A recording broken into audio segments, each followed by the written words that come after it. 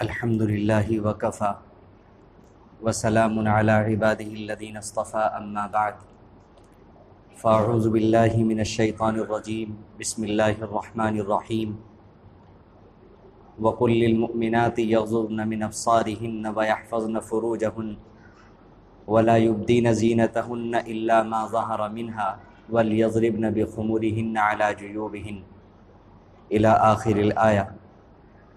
صدق اللہ العظیم۔ وقد قال النبی صلی اللہ علیہ وسلم اللہم انی اعوذ بک من الشک فی الحق بعد الیقین، او کما قال علیہ الصلاۃ والسلام۔ اللہم صل علی سیدنا محمد وعلی آل سیدنا محمد وبارک وسلم، صلی اللہ علی النبی الامی، صلی اللہ علی النبی الامی۔ واجب الاحترام بزرگوں، قابل قدر دینی ایمانی بھائیوں اور بہت ہی عزت و احترام کے مستحق دور بیٹھی سن رہی عزیز ماں اور بہنوں، گزشتہ 2 ہفتے تو قربانی کے تعلق سے کچھ معروضات آپ حضرات کی خدمت میں عرض کی گئی تھی۔ اس سے پہلے ہمارا ایک سلسلہ چل رہا تھا، اور اس سے پہلے ہفتوں میں نے عورت کا مقام اور عورت کے درمیان اور مرد کے درمیان اللہ رب العزت نے جو ذمہ داریاں تقسیم کی ہیں وہ فطرت کے بالکل مطابق ہے، عقل کے بالکل مطابق ہے، اس تعلق سے میں نے چند باتیں عرض کی تھیں، اور اسی سے متعلقہ مضمون میں نگاہ کی حفاظت کے اوپر بھی بیان کیا گیا تھا۔ اسی مضمون کا یہ بقیہ حصہ مجھے بیان کرنا ہے۔ وہ جو 3 ہفتے بیان ہوئے تھے اس تعلق سے اس مضمون کا آپ اسے بقیہ حصہ مان لیں کہ اس کے متعلقات میں سے یہ حصہ آج مجھے بیان کرنا ہے۔ میں نے آپ کے سامنے جو آیت تلاوت کی ہے اس میں اللہ رب العزت نے عورتوں کو بھی وہی حکم دیا جو پہلے مردوں کو دیا تھا آنکھ کی حفاظت کے تعلق سے، یغضضن من ابصارهن ويحفظن فروجهن۔ اس کے بعد اللہ رب العزت نے ایک تیسرا حکم انہیں یہ دیا، ولا يبدين زینتهن الا ما ظهر منها، کہ اپنے زینت کی جگہوں کو ظاہر نہ کریں، یعنی پردے کا اہتمام کریں۔ یہ اللہ رب العزت نے ایک حکم دیا ہے۔ اس سے پہلے کہ ہم جو آج کا موضوع ہے اس کو سمجھیں اور اس پر غور کریں، ایک مثال میں بیان کرتا ہوں، اس سے انشاءاللہ مضمون کے سمجھنے میں مدد ملے گی۔ ایک کتاب کے اندر میں نے ایک حکایت پڑھی کہ ایک شخص تھے جو پیدائشی نابینا تھے، ان کی کسی نے دعوت کی تو انہوں نے یہ سوال کیا کہ دعوت میں کیا کھلاؤ گے؟ وہ ظاہر ہے کہ وہ نابینا شخص ہے، انہیں کسی چیز کو انہوں نے دیکھا تو نہیں ہے، ماں کے پیٹ سے اندھے پیدا ہوئے ہیں۔ تو دعوت کرنے والے نے کہا کہ کھیر کھلائیں گے۔ تو انہوں نے معلوم کیا کہ کھیر کیسی ہوتی ہے، انہوں نے جواب دیا کہ سفید ہوتی ہے۔ پھر انہوں نے سوال کیا کہ سفید کیا ہوتا ہے؟ انہوں نے کہا جیسا بغلہ ہوتا ہے ویسا سفید ہوتا ہے۔ پھر انہوں نے سوال کیا کہ بغلہ کیا ہوتا ہے؟ تو اس دعوت کرنے والے نے ہاتھ سے ایسا اشارہ کر کے، گردن کا اشارہ کر کے، ہاتھ کو ٹیڑھا کر کے ہاتھ لگوایا اپنے ہاتھ کے اوپر اور یہ کہا بغلہ ایسا ہوتا ہے۔ تو ان نابینا شخص نے یہ کہا کہ پھر تو کھیر بڑی ٹیڑھی چیز ہوتی ہے، مجھے کھیر نہیں کھانی، کیونکہ پہلا ان کا سوال یہ تھا کہ کھیر کیسی ہے؟ انہوں نے کہا سفید ہے۔ سفید کیا ہے؟ بغلے جیسا ہے۔ بغلے کا جو انہوں نے ہاتھ کا شیپ جو دیکھا تو انہوں نے اس سے یہ نتیجہ نکالا کہ کھیر بڑی ٹیڑھی چیز ہوتی ہے، میں نہیں کھا سکتا۔ تو یہ واقعہ اور یہ حکایت میں نے یہ سمجھانے کے لیے بیان کی ہے کہ بعض موقع کے اوپر انسان کسی کو سمجھا رہا ہوتا ہے اور وہ بات سمجھنے کی اس میں صلاحیت ہی نہیں ہوتی، اور سمجھانے والا کبھی کبھی غلط طریقہ اختیار کر رہا ہوتا ہے سمجھانے کا، اس وجہ سے وہ نتیجہ حاصل ہو ہی نہیں سکتا۔ تو اس حکایت سے پتہ چلتا ہے کہ اگر ان نابینا صاحب کو سمجھانا ہی تھا تو اس کا طریقہ یہ تھا کہ ان کے سامنے کھیر رکھ دی جاتی اور ان سے کہا جاتا کھاؤ۔ جب وہ کھاتے تو خود پتہ چل جاتا کہ اس کا کیا ذائقہ ہے، کھیر کیا چیز ہوتی ہے، ساری کی ساری چیزیں خود بخود پتہ چل جاتی۔ اس کا طریقہ یہ نہیں تھا انہیں سمجھانے کا کہ یہ کہا جائے کہ اس کا رنگ ایسا ہے اور یہ ویسا ہے اور وہ ایسا ہے، اس سے انہوں نے غلط نتیجہ نکالا۔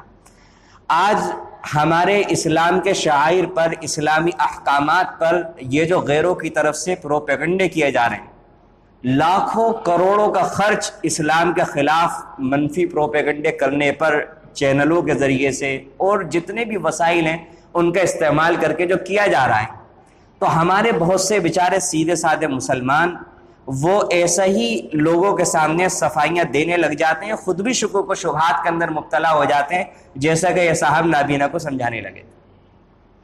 تو خود بھی سمجھنے کا وہ مسلمان کہ جو اسلام کی گہری واقفیت نہیں رکھتے۔ ہمیں جیسے معلوم ہے کہ پردہ ہے، اسلام کے اندر پردہ رکھا گیا ہے اور پردہ فرض کیا گیا ہے۔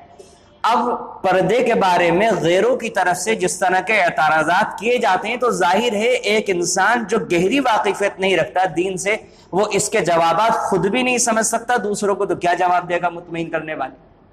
تو اس لیے اس انسان کو یہ چاہیے کہ وہ بھی، اور اگر کسی کو سمجھانا ہے تو اس کو بھی دونوں کا طریقہ یہ ہے کہ اس کو کھلایا جائے اس کام کو، یعنی اس سے یہ کہا جائے کہ بھئی دین پر چل کر کے دیکھو، تب پتہ چلے گا دین کیا ہے۔ اور غیروں کو تو ظاہر ہے دین کا پابند نہیں کیا جا سکتا، تو اصل یہ بات اپنوں سے کہی جا رہی ہے کہ ہم خود ذائقہ چکھیں، خود جانیں دین کو، دین ہے کیا چیز۔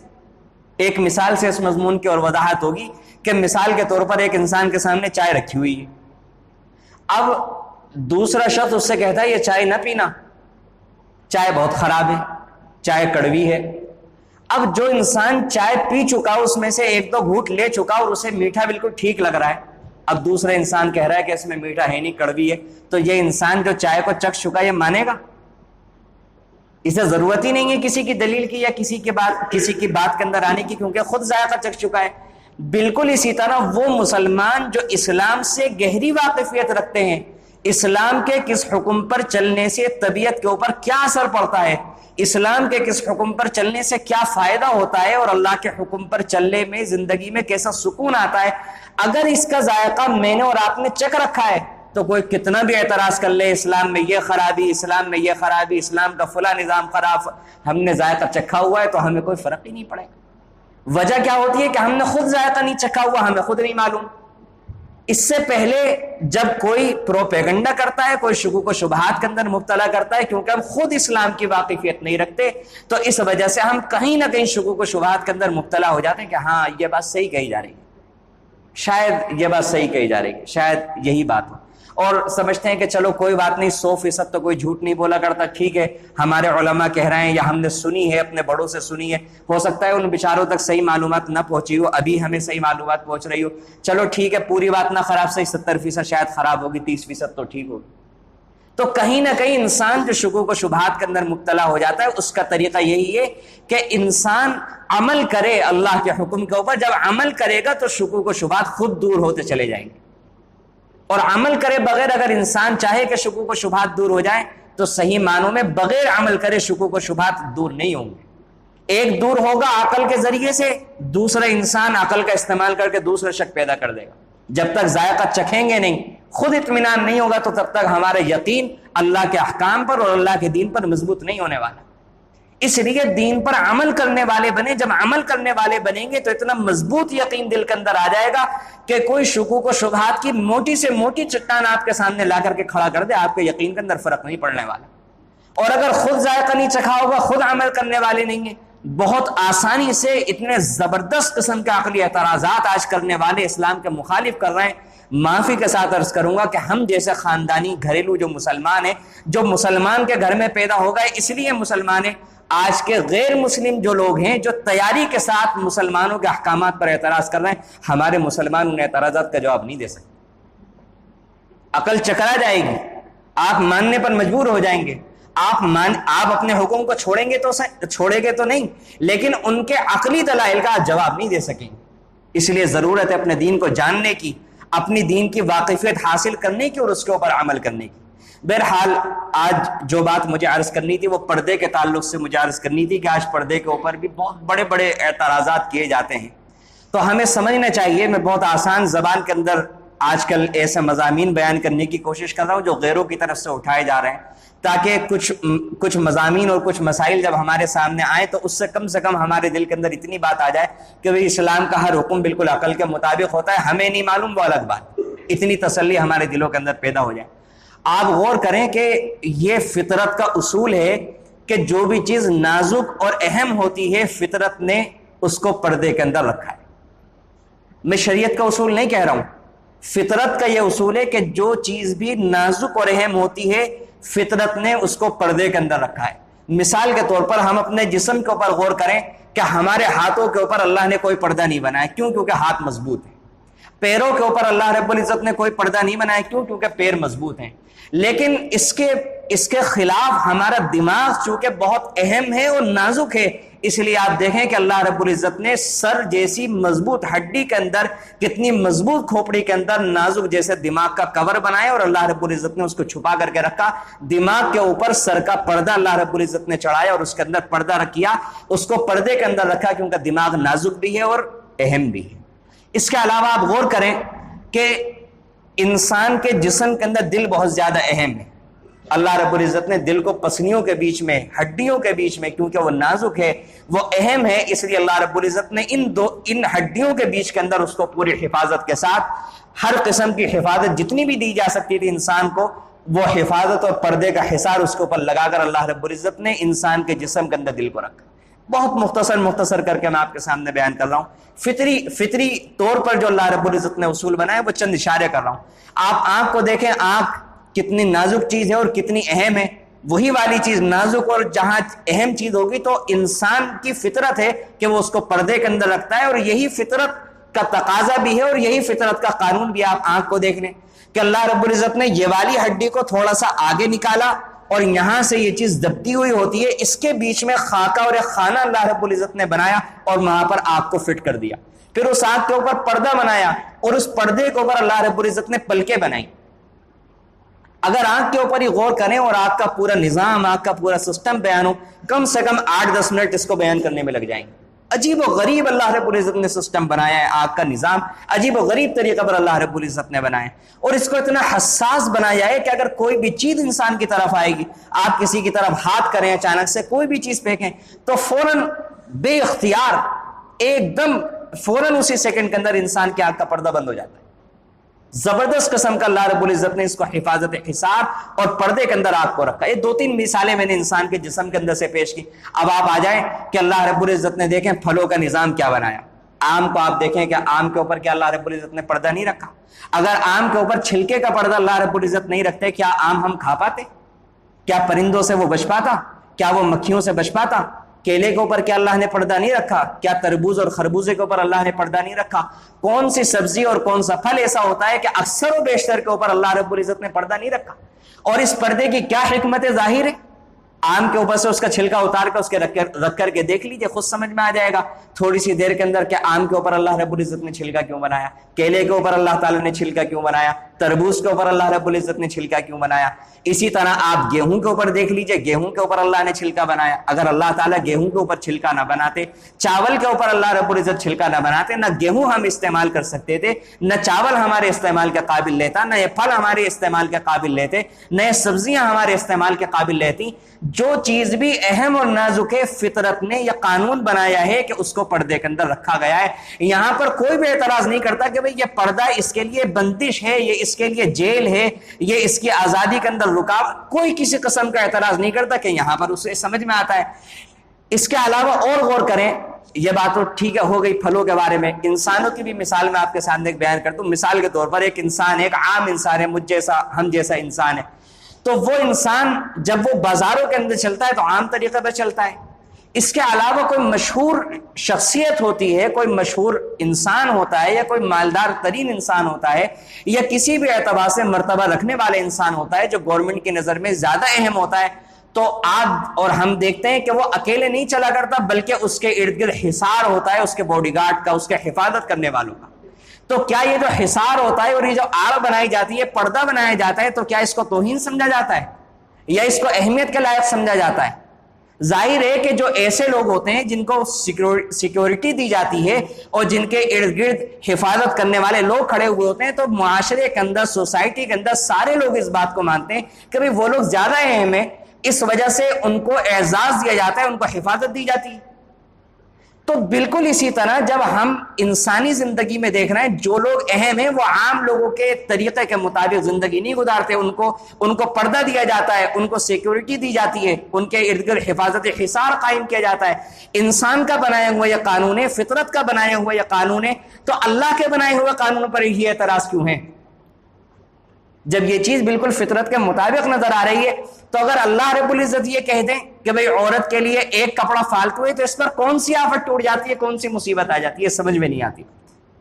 عقلی اعتبار سے اب تک میں بات کر رہا ہوں کہ ایک طرف یہ چیز عقل میں آتی ہے, ہم مانتے ہیں کہ عقل کے بالکل مطابق ہے, اور ایک دوسری طرف اسی عقل کا استعمال کر کے جو لوگ اپنے آپ کو عقل مند سمجھتے ہیں وہ اسے خلاف عقل کہتے ہیں. تو بھئی یہ عقل کے مطابق کیسے اور یہ خلاف عقل کیسے؟ اور اس بات کو اس طرح بھی سمجھنے کی کوشش کریں کہ پردے کا ایک ہوا بنایا ہوا ہے, پردے کا ایک ہوا بنایا ہوا ہے. کون انسان ایسا ہے, کون سا مرد اور کون سی عورت ایسی ہے جو پردہ نہیں کرتا؟ مرد بھی پردہ کرتے ہیں, عورتیں بھی پردہ کرتی ہیں. پردے کا ایک خاص قسم کا مفہوم ہمارے ذہنوں کے اندر آ گیا ہے کہ ہم لوگ پردہ صرف برقعے کو سمجھتے ہیں. پردہ یہ کرتا پہنا ہوا ہے یہ بھی تو پردہ ہے, یہ شلوار پہنی ہوئی ہے یہ بھی تو پردہ ہے. اللہ تعالیٰ نے مرد کو کتنا جسم کھولنے کی آزادی دی ہے. اب یہ جو ہم نے کرتا پاجامہ جو پہنا ہوا ہے تو اس میں ہمارے کتنے جسم کا حصہ کھلا ہوا ہے, اور عورتیں جو گھروں کے اندر لباس پہنتی ہیں تو ان کے اندر کون سا زائد اللہ رب العزت نے پردہ رکھا ہے. بس فرق اتنا سا آ جاتا ہے کہ جب عورتیں باہر نکلیں تو اس وقت اللہ رب العزت کی طرف سے یہ حکم ہے کہ اس وقت ماحول کی خرابی کی وجہ سے تمہیں یہ چاہیے کہ تم اپنے جسم کے بقیہ اعضاء کو بھی ڈھک لو اور کپڑوں کے اوپر ایک کپڑا اور رکھ لو. بس اتنی سی بات ہے, اتنی سی بات کا ایک ہوا بنایا ہوا ہے کہ اسلام میں عورتوں کو بس ظلم کیا جاتا ہے, تشدد کیا جاتا ہے, اسلام میں عورتوں کو حقوق نہیں دیے جاتے, اسلام میں عورتوں کو, یہ کون سی قید ہے, یہ کون سی قید ہے؟ ابھی پچھلے ہفتے کی بات ہے کہ ایک ملک کا, میں نام نہیں بیان کروں گا, ایک ملک میں ایسا ہوا کہ وہاں کے ملک کے جو بادشاہ تھے ان کا جنم دن برتھ ڈے آنے والا تھا. تو اس کے لیے وہاں کے جو فوجی حضرات تھے وہ اس کی ریہرسل کر رہے تھے کہ کس طریقے سے انہیں سلامی دی جائے. تو ان کے ملک کے جو یہ کام کرنے والے لوگ تھے ان کا جو لباس تھا اس میں سر کے اوپر جو چیز رکھی جاتی ہے وہ ریچھ کی کھال رکھی جاتی ہے, اور بے انتہا گرمی. پچھلے مہینے کی یہ خبر میں آپ کو سنا رہا ہوں, بے انتہا گرمی کا یہ عالم تھا کہ ایک فوجی ریچھ کی کھال کی گرمی کی وجہ سے اور اوپر دھوپ کی تپش کی وجہ سے بے ہوش ہو کر کے گر گیا. اب جب بے ہوش ہو کر کے گر گیا تو اس کے باقی ساتھیوں نے اسے اٹھایا اور اٹھانے کے بعد واپس ڈیوٹی پر کھڑا کر دیا. اب وہی ممالک اور وہی لوگ کے جو اعتراضات کرتے ہیں برقعے کے اوپر اور یہ سوال کرتے نہیں تھکتے کہ عورتیں کیسے پہن لیتی ہیں گرمی کے اندر برقع, کیسے پہن لیتی ہیں عورتیں گرمی کے اندر برقع, تو کوئی وہاں پر یہ سوال نہیں اٹھا رہا ہے کہ اس بیچارے نے اپنے سر کے اوپر بھری گرمی کے اندر کیسے ریچھ کی کھال برداشت کری. نہ وہاں یہ کوئی کہہ رہا ہے کہ بھئی جانور کو مارنا یہ جانوروں کے حقوق کے خلاف ہے, یہ خلاف عقل ہے, اس میں دوسرے کی جان لی جاتی ہے, ریچھ کی جان لی جا رہی ہے, اس کی ٹوپی بنا کے سر پہ رکھی جا رہی ہے. نہ وہاں انسانیت کی بے توقیری ہو رہی ہے, نہ وہاں بے عزتی ہو رہی ہے. کوئی گر گیا بے ہوش ہو کے اسے اٹھا کے دوبارہ ڈیوٹی پر کھڑا کر دیا, کچھ نہیں. پتہ کیا چلا کہ وہ جو ہو رہا ہے وہ سب عقل کے مطابق ہے, اور یہاں پر جو ہو رہا ہے وہ سب خلاف عقل ہے. اس کو تعصب نہیں کہیں گے تو اور کیا کہیں گے؟ یہ سراسر جتنے بھی اسلام کے خلاف پروپیگنڈے کیے جا رہے ہیں, اللہ گواہ ہے کہ یہ بات 100% یقینی ہے, صرف اور صرف اسلام کی شان و شوکت جو دن بدن بڑھتی جا رہی ہے, اور باہر ممالک میں اور ہمارے یہاں بھی جو ایک بڑی تعداد اسلام کی خوبیوں کو دیکھ کر, اسلام کے خوبصورت اداؤں کو اور خوبصورت احکامات کو دیکھ کر جو ایک بڑی تعداد اسلام میں داخل ہوتی جا رہی ہے, اس کو روکنے کے لیے منفی پروپیگنڈے کیے جا رہے ہیں. اور مسلمان اپنے دین سے بددل ہو جائیں, مسلمانوں کے عقائد ڈگمگانے لگیں, مسلمان کے دل کے اندر شکوک و شبہات جنم دینے لگیں, صرف اس وجہ سے اس مسلمانوں کے سامنے یہ اس طرح کی باتیں کی جا رہی ہیں تاکہ شکوک و شبہات پیدا ہو. اور اگر کسی بھی ایک بات کی طرف سے شکوک و شبہات دل کے اندر پیدا ہو جائیں گے تو باقی چیزوں کی طرف سے تو ہونے شروع ہو ہی جائیں گے. تو اس لیے میرے عزیزوں, قابل احترام بزرگوں, اصل بات تو یہ جو ساری کی ساری حکمتیں عقلی دلیلیں میں نے دی, ان کی کوئی حیثیت نہیں ہے, کوئی حیثیت نہیں ہے. ایک مسلمان کے سامنے نہ کوئی حیثیت ہونی چاہیے. اصل ہمارے لیے سب سے بڑی دلیل کیا ہے؟ اصل ہمارے لیے سب سے بڑی دلیل اللہ رب العزت کا فرمان, قرآن کریم کی آیت اور نبی علیہ الصلوۃ والسلام کا فرمان ہے کہ اگر اسلام کے اندر کوئی چیز ہے, اسلام نے پردے کا حکم دیا ہے, تو ہماری عورتوں کو, ہمارے مردوں کو, سب کو اس کے سامنے سر تسلیم خم کرنا چاہیے, اور اپنا دنیاوی اخروی ہر قسم کا فائدہ اسی کے اندر سمجھ کے اس پر 100% عمل کرنا چاہیے.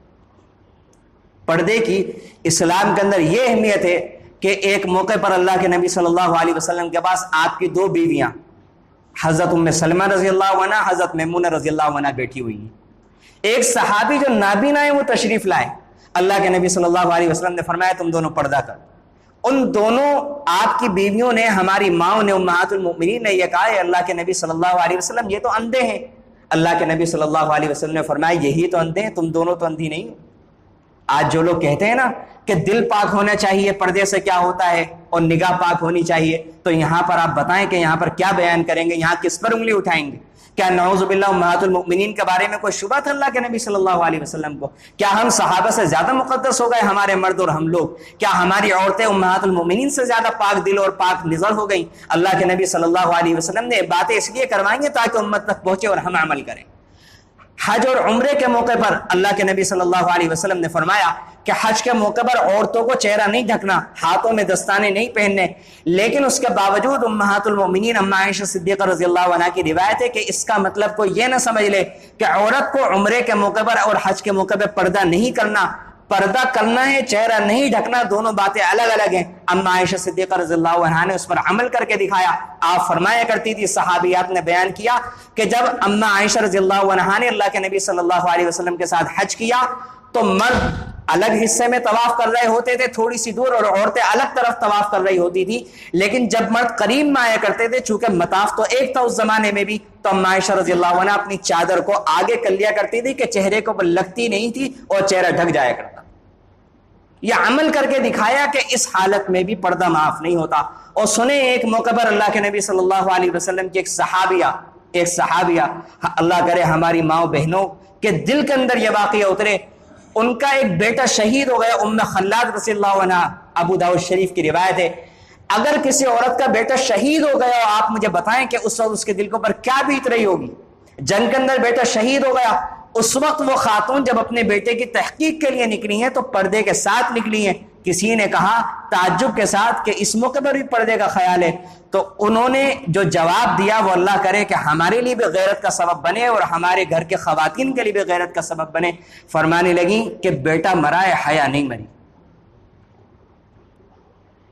آج ہم اور آپ سمجھ بھی نہیں سکتے کہ اس اللہ کی بندی کے دل کے اندر کیسا ایمان تھا، کیسا یقین تھا، کیسی غیرت تھی۔ بیٹا مرا ہے، حیا نہیں مری، شرم ابھی میرے دل کے اندر زندہ ہے۔ پتہ کیا چلا کہ آج ہم جو بے پردگی کو اور عریانیت کو، بے حیائی کو آج ہمارے مرد فخر سمجھتے ہیں کہ اپنی بیوی کو، اپنی بیٹی کو تیار کر کے بے پردگی کے ساتھ لے کر کے جاتے ہیں، حالانکہ معلوم ہے کہ سب لوگ کس نگاہ سے دیکھ رہے ہیں۔ اس کے باوجود اگر دل کے اندر کسی قسم کا کوئی درد نہیں پیدا ہوتا، اگر دل کے اندر غیرت نہیں آتی، تو پھر ہمیں اپنی غیرتوں کا جائزہ لینے کی ضرورت ہے، اپنے ایمان کا جائزہ لینے کی ضرورت ہے، اپنی شرم کا جائزہ لینے کی ضرورت ہے، اور اپنے آپ کو ایمان کی عدالت میں، اللہ کی عدالت میں کھڑا کر کے سمجھنے کی ضرورت ہے، فیصلہ کرنے کی ضرورت ہے کہ ہمارا ایمان کس درجے کا ایمان ہے، کہ ہم ان چیزوں کو برداشت کر رہے ہیں۔ ہم اپنی بیوی کی، اپنی بیٹی کی، اپنی بہن کی ایسی بھی تربیت نہ کر سکے کہ وہ خوشی کے ساتھ پردے کو سمجھ کر، اپنے لیے انعام سمجھ کر، اپنے لیے عزت سمجھ کر، اپنے لیے اکرام سمجھ کر کے پردے کو اختیار کر دے۔ ہماری نظر میں پیسے کی زیادہ قیمت ہے، ہماری نظر میں سونے کی زیادہ قیمت ہے، کیونکہ پیسہ کسی کے پاس بھی ہوتا ہے تو وہ اندر سے اندر والی جیب کے اندر پیسے کو رکھتا ہے، لیکن عورت کو جب لے کر کے جاتا ہے تو بغیر پردے کے لے کر کے جا رہا ہے، وہ یہ اس بات کو ثابت کر رہا ہے کہ میری نظر میں پیسے سے بھی کم درجے کی قیمت عورت ہے۔ انسان کے گھر کے اندر زیورات ہوتے ہیں، قیمتی چیزیں ہوتی ہیں، پیسہ ہوتا ہے، وہ الماری کے اندر بھی جو تجوری ہوگی، جو خفیہ جگہیں ہوں گی، وہاں پر اس کو رکھے گا۔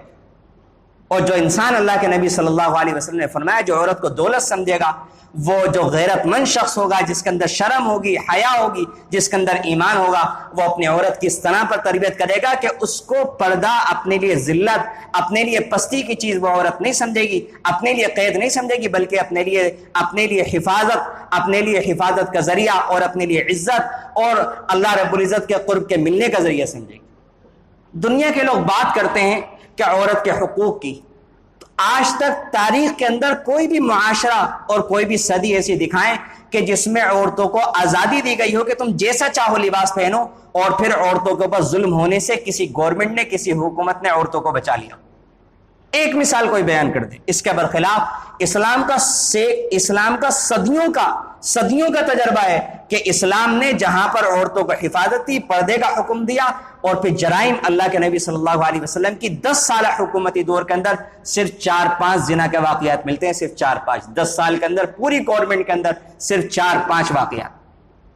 کل ہی خبر آپ بھی پڑھتے رہتے ہوں گے، میں بھی پڑھتا ہوں، کل ہی کی خبر میں نے پڑھی کہ 60 سال کی عورت، 60 سال کی بوڑھی عورت، اس کے ساتھ 2 لوگوں نے انہیں کڈنیپ کر کے ان کے ساتھ سب نے اجتماعی طور پر زیادتی کی، جنسی استحصال کیا ہے۔ 60 سال کی بوڑھی عورت، یہ حالت ہو چکی ہے۔ اور اس کے علاوہ جو حالات ہوتے رہتے ہیں، 6 سال کی لڑکی کے ساتھ زیادتی، 7 سال کی بچی کے ساتھ زیادتی، 8-10 سال 12، وہ واقعات آپ کے بھی سامنے، میرے بھی سامنے۔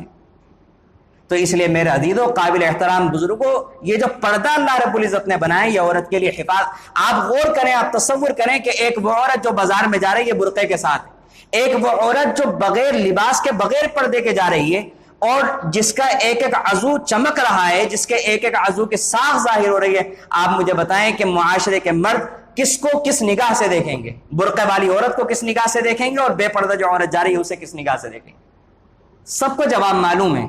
پھر بھی اس کے باوجود اگر کوئی مرد یا کوئی عورت، پھر بھی اس کے باوجود بغیر پردے کے کوئی مرد اپنی گھر کی عورتوں کو بھیجنا پسند کر رہا ہے، اور کوئی عورت بغیر پردے کے جانا پسند کر رہی ہے، تو پھر آپ مجھے بتائیں کہ پھر یہ ہے کیا مسئلہ؟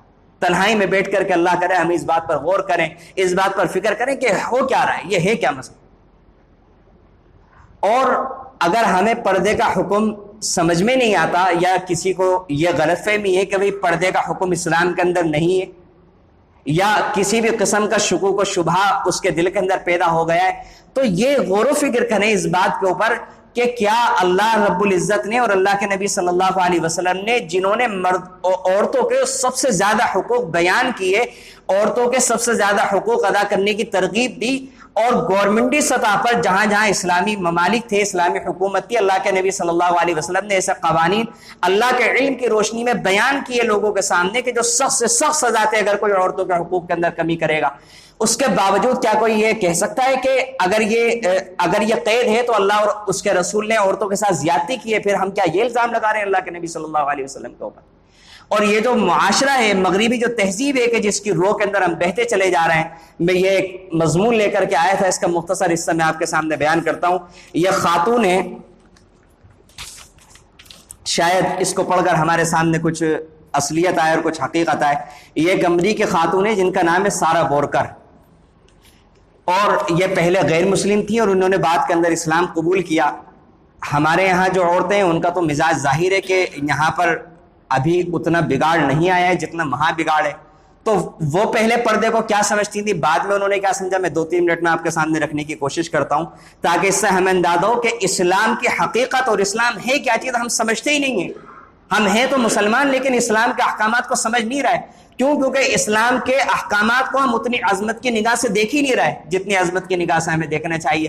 اگر دیکھتے عظمت کی نگاہ سے تو عمل کرنے والے ہوتے۔ تو بہرحال وقت کا میں یہ پڑھ کر کے سناتا ہوں کہ انہوں نے اپنا انٹرویو بیان کیا کہ میں ایک امریکی خاتون ہوں جو امریکہ کا قلب نیو یارک میں پیدا ہوئی، میری نوجوانی ایک امریکی لڑکی کی ہی طرح گزری۔ میں اس کا خلاصہ بیان کرتا ہوں۔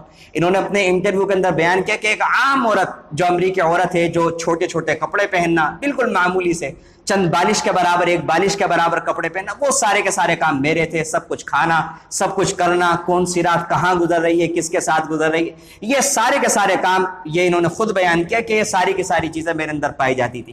اور انہوں نے کہا کہ امریکہ کا جو سب سے اچھا شہر ہے اور اس اچھے شہر کے سب سے اچھے مقام کے اوپر جہاں پر عورتوں کا خواب ہوتا ہے کہ میں اس مقام پر فلیٹ بنا لوں، اس مقام پر گھر بنا لوں اور اس مقام پر پہنچ جاؤں، مجھے وہ مقام ملا۔ میں نے اس جگہ پر، ساحل پر، سمندر کے کنارے پر میں نے مکان خریدا۔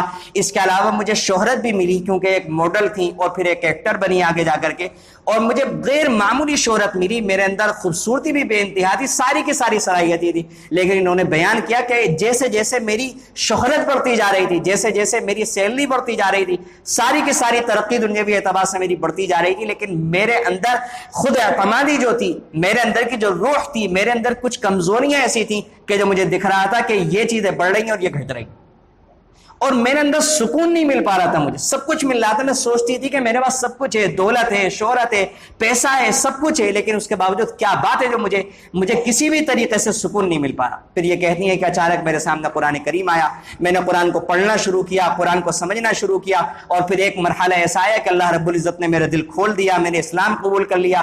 اسلام قبول کرنے کے بعد میں نے پردہ اختیار کیا۔ اب یہ کہتی ہیں پردہ اختیار کرنے کے بعد کہ میں سمجھتی ہوں کہ وہ جو بے پردگی ہے وہ ذلت تھی میرے لیے، یہ کہتی ہیں کہ وہ غلامی کا دور تھا. یہ کہتی ہیں کہ میں غلامی اس کو اس لیے کہہ رہی ہوں کہ نکلنے سے پہلے میرے لیے ضروری تھا کہ میں 1 گھنٹے 1.5 گھنٹے میک اپ کی غلامی کرتی, میک اپ کرتی, اس کے بعد نکلتی. اور میں اس لیے میک اپ کرتی تھی کہ تاکہ دوسرے لوگ مجھے اچھی نظر سے دیکھیں. میں دوسروں کے اچھا لگنے کی وجہ سے کھلونا بن گئی تھی, ایک چیز بن گئی تھی. اور اب اسلام کا حکم ہے کہ جہاں جاؤ برقع پہن کر کے جاؤ, تو مجھے ضرورت ہی نہیں ہے میک اپ کرنے کی, مجھے ضرورت ہی نہیں ہے بننے سنورنے کی. میں نے برقع اٹھایا اور میں چل دیتی ہوں. اور اس کے بعد انہوں نے اپنا ایکسپیرینس شیئر کیا, اپنا تجربہ بتایا کہ جب میں پہلے نکلا کرتی تھی تو ہر کوئی مجھے ایسی نگاہ سے دیکھا کرتا تھا, ان کے الفاظ ہیں کہ جیسا کہ کوئی درندہ شکار کرنے والا جانور اپنے شکاری کو دیکھتا ہے کہ بس اب شکار کر لوں. اور ظاہر ہے یہ چیز تو ہمیں بھی معلوم ہے کہ مرد ایک بے پردہ عورت کو کس نگاہ سے دیکھتے ہیں, تو ہمارے یہاں بھی ہر کسی کو معلوم ہے. اور اب جب میں پردہ اختیار کرتی ہوں تو مجھے بالکل میں محفوظ اپنے آپ کو سمجھتی ہوں. اور پردہ اختیار کرنے کے بعد میرے اندر جو ہمت تھی اس کے مقابلے میں جب میں بے پردہ پھیرا کرتی تھی, اب میری ہمت کے اندر غیر معمولی اضافہ ہوا ہے. اور آخر میں نے بہت مختصر کر کے سنایا, انہوں نے اپنی مسلمان بہنوں سے گزارش کی, درخواست کیا کہ خدا کے لیے پردے کو اختیار کریں. اور سمجھے اللہ نے کتنا زبردست ہمارے ساتھ بہترائی کا معاملہ کیا, کتنا بڑا اعزاز بخشا ہے. اس کے ذریعے سے یہ ہماری ترقی میں رکاوٹ نہیں ہے. جو لوگ کہتے ہیں کہ تعلیم کے اندر رکاوٹ ہے, وقت کم ہے, میں اس بات کو بھی خوب کھول کر کے بیان کرتا. ان سے صرف آپ یہ سوال کر لیں کہ آج ہمارے ملک اور دنیا کی بھی بہت بڑی اکثریت بے پردہ ہے. ہمارے ملک میں جو قوم اور جو ذاتیں بے پردہ ہیں, کیا وہ ساری کی ساری پڑھی لکھی ہیں؟ اگر پردہ ہی تعلیم کے اندر رکاوٹ ہے تو جو جتنی بے پردہ عورتیں گھوم رہی ہیں, کیا وہ ساری کی ساری پڑھ لکھ گئیں؟ اور جنہوں نے پڑھ لکھ لیا ان کی جاب کا کیا حال ہے, ان کے کاروبار کا کیا حال ہے, وہ ساری کی ساری باتیں ہمارے علم میں. پردہ نہ تعلیم میں رکاوٹ ہے نہ ترقی میں رکاوٹ ہے. اسلام یہ کہتا ہے کہ عورت کا دائرہ کار مرد کا دائرہ کار الگ ہونا چاہیے. وہ آفس میں بھی جا کر کے کام کر سکتی ہے, وہ جج بھی بن سکتی ہے, وہ وکیل بھی بن سکتی ہے, ڈاکٹر بھی بن سکتی ہے, لیکن اس کا دائرہ کار الگ ہونا چاہیے. وہاں پر مرد اور عورتوں کا مخلوط ماحول نہیں ہونا چاہیے, وہاں پر پردے کا اہتمام ہونا چاہیے. اور آج کے زمانے کے اندر یہ کون سا مشکل کام ہے, جب ٹرین کے اندر الگ کوچ بنایا جا سکتا ہے, الگ ڈبہ دیا جا سکتا ہے عورتوں کو, بسوں کے اندر مخصوص سیٹیں متعین کی جا سکتی ہیں عورتوں کے لیے, ہاسپٹل کے اندر الگ وارڈ بنائے جا سکتے ہیں عورتوں کے لیے. تو اگر حکومتیں واقعی سنجیدہ ہوں اور اگر ہم مسلمان بحیثیت قوم اجتماعی طور پر اگر اس کے لیے کچھ کرنا چاہیں, تو کیا یہ خاکہ اسلام نے پیش نہیں کیا؟ جب یہ سارے کے سارے کام الگ الگ طریقے پر مرد اور عورتوں کے ہو سکتے ہیں, تو یہ کیوں نہیں ہو سکتا؟ اس لیے میری درخواست ہے کہ یہ والا جو مسئلہ ہے یا کوئی بھی مسئلہ ہے اسلام کا, تو ہمیں ضرورت ہے کہ اس کے خلاف اپنے دل کے اندر شکوک و شبہات رکھیں. اور اپنی بہنوں سے بھی درخواست ہے کہ اگر اسلام کا کوئی بھی حکم ہمیں لگ رہا ہے ہماری عقل کے اعتبار سے ٹھیک نہیں ہے, سب سے پہلی بات تو عقل سے تولنا ہی نہیں چاہیے اللہ کے حکم کو. جس نے عقل دی ہے اسی کے احکامات کو عقل سے تولنا شروع کر دیں. کتنی بدترین ناشکری ہے یہ, کتنی بدترین بندگی ہے جو ہم اللہ رب العزت کے ساتھ کر رہے ہیں. پھر بھی اگر شکوک و شبہات ہیں تو جو لوگ اس کے اہل ہیں, جو لوگ گہری معلومات رکھتے ہیں, اسلامیات کی ماہرین ہیں, ان سے ہمیں اپنے شکوک و شبہات کا ازالہ کرنا چاہیے. اللہ رب العزت سے دعا ہے کہ اللہ رب العزت ہمیں دین پر عمل کرنے والا بنائے. آمین. وآخر دعوانا الحمدللہ.